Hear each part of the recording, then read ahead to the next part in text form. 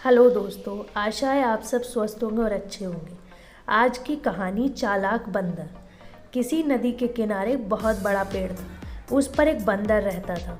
उस पेड़ पर बड़े मीठे फल लगते थे।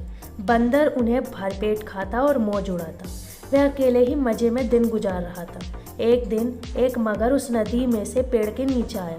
बंदर के पूछने पर मगर ने बताया कि वह वहाँ खाने की तलाश में आया है। इस पर बंदर ने पेड़ से तोड़कर बहुत से मीठे फल मगर को खाने के लिए दिए। इस तरह बंदर और मगर में दोस्ती हो गई।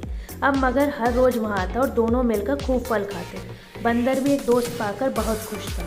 एक दिन बात बात में मगर ने बंदर को बताया कि उसकी एक पत्नी है जो नदी के उस पार उनके घर में रहती है।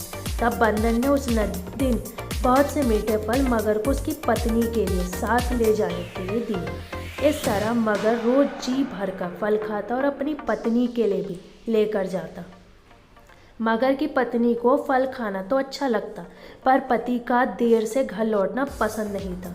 एक दिन मगर की पत्नी ने मगर से कहा, अगर वह बंदर रोज रोज इतने मीठे फल खाता है तो उसका कलेजा कितना मीठा होगा। मैं उसका कलेजा खाऊंगी। मगर ने उसे बहुत समझाया, पर वह नहीं मानी। मगरमच्छ दावत के बहाने बंदर को अपनी पीठ पर बैठाकर अपने घर लाने लगा। नदी बीच में उसने बंदर को अपनी पत्नी की कलेजे वाली बात बता दी। इस पर बंदर ने कहा कि वो तो अपना कलेजा पेड़ पर ही छोड़ आया है।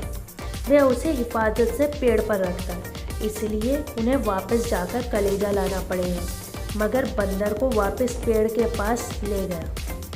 बंदर छलांग मारकर पेड़ पर चढ़ गया। उसने हंसकर कहा, जाओ मूर्ख राजा, घर जाओ और अपनी पत्नी से कहना कि तुम दुनिया के सबसे बड़े मूर्ख हो। भला कोई भी अपना कलेजा निकालकर अलग रख सकता है।